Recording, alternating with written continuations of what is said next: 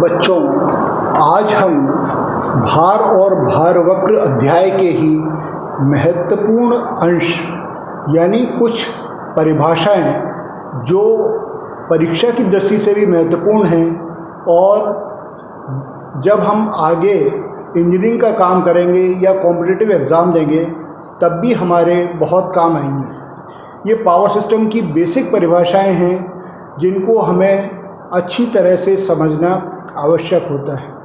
अतः हम एक एक करके इन परिभाषाओं का अध्ययन करेंगे।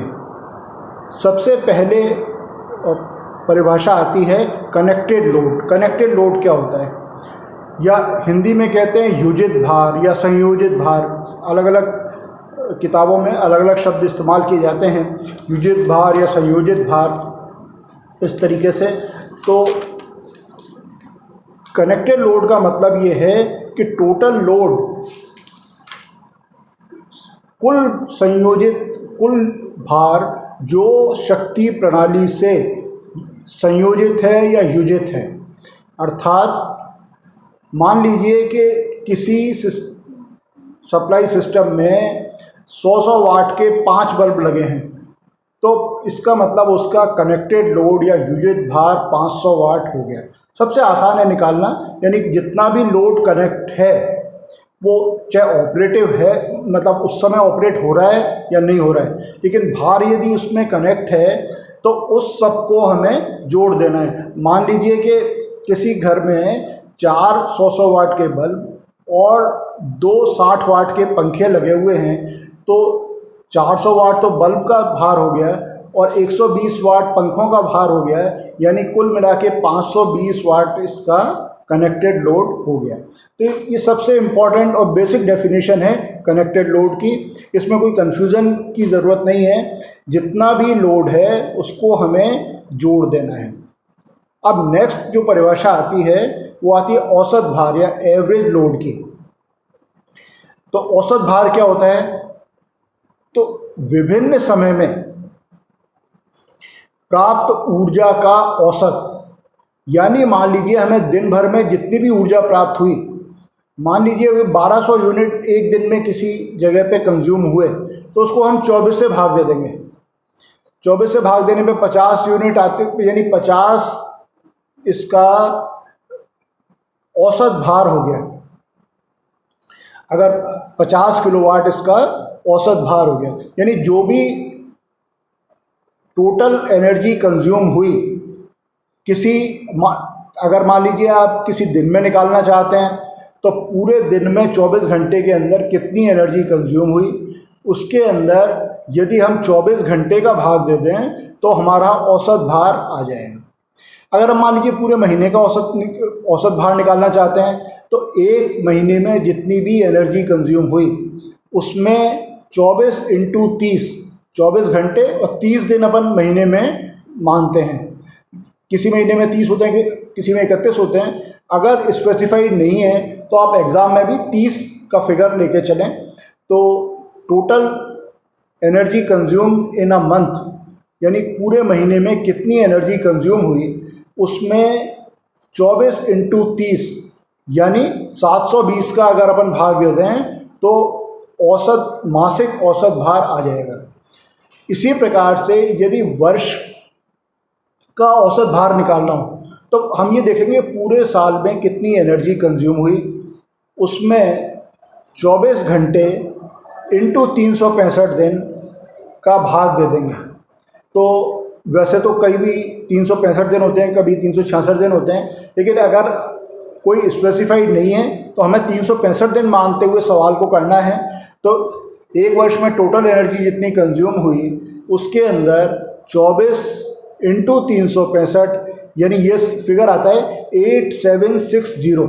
इसको आपको वैसे याद भी रख लेना चाहिए। 24 इंटू 365, 24 को 365 से गुणा करते हैं तो 8760 आता है, क्योंकि बहुत जगह पे इस्तेमाल होता है। कई बार हमें वर्ष की औसत ऊर्जा निकालनी होती है, बहुत सारे सवालों में इस तरह का होता है जिसमें हमें औसत ऊर्जा निकालनी होती है तो उसमें हम 8760 से भाग दे सकते हैं। और ये कोई ऐसा वो भी नहीं है, आप सवाल करते जाओगे तो आपको वैसे ही याद रह जाएगा, और नहीं भी याद रहे तो 24 इंटू 365 आपको कर देना है। एक दिन के 24 घंटे और एक साल में 365 दिन।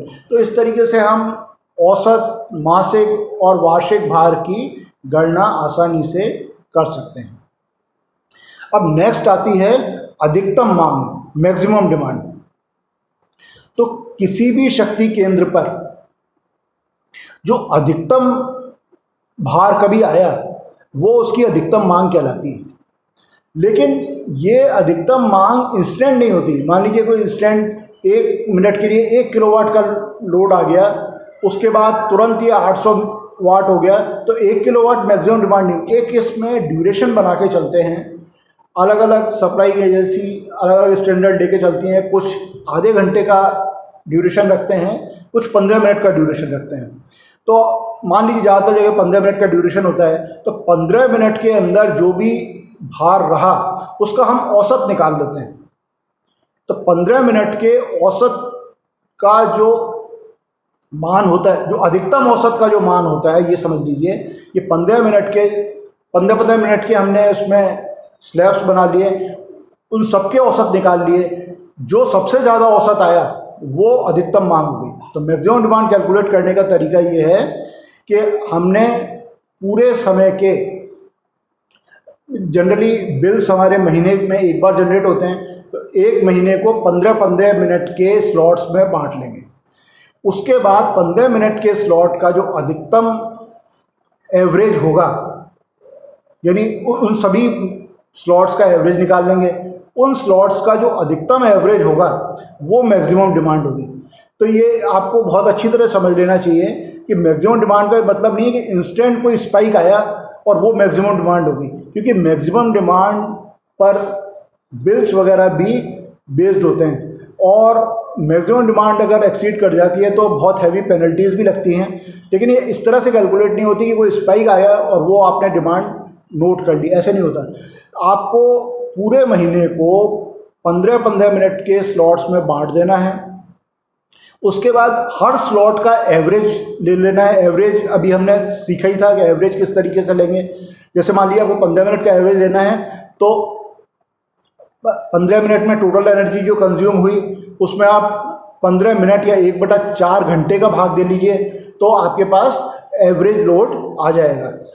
अब इस तरीके से हम औसत भार 15 मिनट वाला 15-15 मिनट के सभी स्लॉट्स का निकाल देंगे, और जिस स्लॉट का अधिकतम भार आएगा वो उस महीने की मैक्सिमम डिमांड कहलाएगी। वैसे तो आजकल इलेक्ट्रॉनिक मीटर आते हैं, उसमें ऑटोमेटिकली कैलकुलेट हो जाता है, लेकिन इसका कंसेप्ट ये है, अपने को एग्जाम में अगर कैलकुलेट करना पड़े तो इस तरीके से कर सकते हैं। बहुत सारी सप्लाइंग एजेंसी आधे घंटे का स्लॉट भी रखती हैं, तो उसमें हम आधे घंटे के हिसाब से कैलकुलेट करते हैं। वैसे सामान्यतया इसमें 15 मिनट के स्लॉट्स होते हैं। 15 मिनट में जो एवरेज जो मैक्सिमम वो एवरेज मैक्सिमम डिमांड जो आई वो सारी मैक्सिमम डिमांड कहलाती है। अब नेक्स्ट है इसमें भार गुणांक। ये भी बहुत महत्वपूर्ण है, भार गुणांक को ज्ञात करना। तो भार गुणांक के लिए पहले हम मांग गुणांक को ज्ञात करते हैं, डिमांड फैक्टर, उसके बाद लोड फैक्टर पे आएंगे। तो मांग गुणांक होती है maximum demand upon connected load. तो मैक्सिमम डिमांड कैसे निकालेंगे? जैसे अभी हमने पिछली बार डिस्कस किया था कि 15-15 मिनट के एक पूरे महीने के स्लॉट्स बना लिए, उसमें सबका औसत भार निकाल लिया, उसमें जो अधिकतम औसत भार जो निकला वो हमारी मैक्सिमम डिमांड हो गई। उसके अंदर जो कनेक्टेड लोड है, जो टोटल लोड कनेक्ट हुआ है, जो कनेक्टेड लोड था उसका भाग दे देंगे, तो ये आ जाएगा इसका मांग गुणांक, या इंग्लिश में बोलते हैं डिमांड फैक्टर। ये बहुत महत्वपूर्ण पैरामीटर है। किसी भी प्लांट का जितना ज़्यादा डिमांड फैक्टर होगा उसमें बिजली उतनी ही सस्ती बनेगी। किस तरह से बनेगी कि मान लीजिए कि एक प्लांट है, उसके अंदर डिमांड फैक्टर 0.5 है, 0.5 होने का मतलब ये है कि उसमें मैक्सिमम डिमांड 50 किलोवाट है मान लीजिए, और कनेक्टेड लोड उसमें 100 किलोवाट है। तो इसका मतलब ये है कि उसका डिमांड फैक्टर 0.5 है, 50 kilowatt maximum demand, connected load 100 kilowatt. तो इसका मतलब उसमें जो आपने अल्टरनेटर वगैरह लगाए हैं, जो बॉयलर्स लगाए हैं, वो सब 100 किलोवाट के हिसाब से लगे हैं। किसी भी शक्ति संयंत्र में जो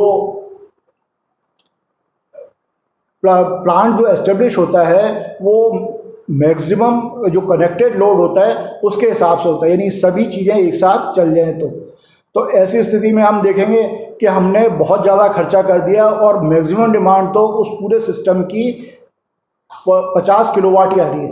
इसका मतलब ये है कि हम 50 किलोवाट का लोड भी अगर 50 किलोवाट के हिसाब से भी यदि हम अल्टरनेटर या बॉयलर आदि सब बॉयलर वगैरह लगा देते हैं उसमें, तो भी हमारा काम चल सकता था।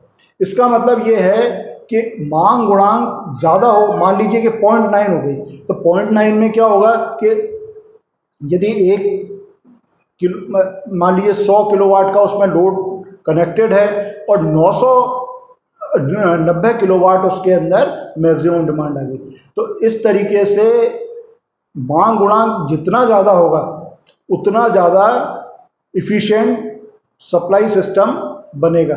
ये सिर्फ जनरेटिंग स्टेशंस के लिए लागू नहीं होता, ये सब स्टेशंस के लिए, ट्रांसमिशन लाइंस के लिए, डिस्ट्रीब्यूशन सिस्टम के लिए, सभी के लिए ये लागू होता है। तो कहने का अर्थ ये है कि मांग गुणांक जितना ज़्यादा होगा उतना सिस्टम ज़्यादा इफ़िशिएंट और कॉस्ट इफ़ेक्टिव होगा, उससे बिजली उतनी ही सस्ती मिलेगी। जैसे कुछ टिपिकल चीज़ें मैं आपको बताऊं कि जैसे रेजिडेंशियल लाइटिंग लोड के लिए करीब मांग गुणांक जो आधे किलोवाट से कम के लोड होते हैं, ज़्यादातर जिसमें लाइट लोड या पंखा वगैरह ही होता है, तो उसमें टिपिकली, मतलब ऐसा कोई ज़रूरी नहीं है, लेकिन टिपिकली अपन ये मान के चलते हैं कि उसके अंदर 0.6 के आसपास मांग गुणांक या डिमांड फैक्टर रहता है। उसी तरीके से जो रेस्टोरेंट्स वगैरह होते हैं उसका डिमांड फैक्टर, मतलब ऐसा ज़रूरी नहीं है कि उसमें थोड़ा सा यूनिफॉर्मिटी रहती है, तो उसमें 0.7 के आसपास रहता है। स्कूल्स के अंदर 0.5 के आसपास या 0.55 मान लीजिए। ऐसा इसलिए क्योंकि रात के समय तो ज़्यादातर स्कूल बंद रहते हैं, तो उसका डिमांड फैक्टर जो है 0.55 के आसपास आएगा। जो पावर सर्विसेज हैं, यानी 100 HP से कम के होते हैं, तो उसका डिमांड फैक्टर थोड़ा सा ठीक होता है, उसमें करीब 0.75 होता है। और अगर 100 HP से ज़्यादा का कोई पावर सर्विस प्रोवाइड कर रहा है तो उस केस में 0.5। ये टिपिकल वैल्यूज़ हैं, जरूर हर लोड के लिए, हर प्रकार के लोड के लिए इसका मान अलग अलग हो सकता है। इसको व्यवहारिक रूप में अपने को नापना होता है, निकालना होता है। लेकिन ये जब भी अपन प्लानिंग करते हैं, कोई नई कॉलोनी के लिए डिज़ाइन करते हैं, कोई नई एंटिटी के लिए डिज़ाइन करते हैं, तो उस समय अपने पास ये सब डाटा, कुछ डाटा जो हैं वो अज्यूम करने पड़ते हैं। तो उस समय अगर अपने को अज्यूम करना पड़े तो उस हिसाब से मैंने आपको ये बात बताई कि डिमांड फैक्टर हमेशा 1 से कम होगा, क्योंकि कनेक्टेड लोड हमेशा ज़्यादा होगा और एवरेज लोड उसका हमेशा, मैक्सिमम डिमांड उसकी हमेशा कम होगी, कनेक्टेड लोड हमेशा ज़्यादा होगा। तो इसको आसानी से मांग गुणांक को निकाला जा सकता है। सूत्र आपको याद रखना है, ये मांग गुणांक होती है maximum demand upon connected load. फिर से बता रहा हूँ, maximum demand upon connected load.